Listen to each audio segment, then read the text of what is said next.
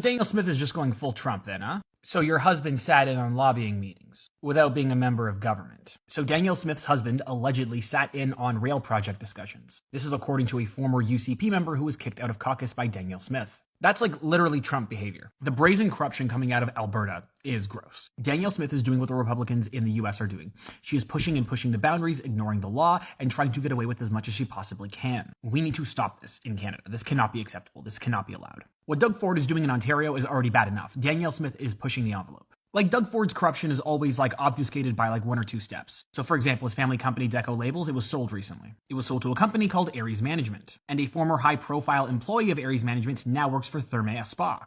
I'm not making any accusations, I'm just saying that that's kind of weird. But that's a lot different than Danielle Smith's husband allegedly sitting in on private government meetings. Sorry, secret meetings. And here's the real problem. Because Danielle Smith is blue, she'll keep getting elected. And arguably, the main way to get rid of her would be for the UCP to vote in a new leader, who, if history serves correctly, would end up probably being worse than Danielle Smith. And so from the Ontario perspective, from the nationwide perspective, what I will say is maybe we can't stop Danielle Smith, but we can definitely stop this from happening in the rest of Canada. Do not make it acceptable. Do not vote for people who do stuff like this. If we enable this bad behavior, we enable it for all parties and all politicians, not just the ones that you support. Absolute insanity.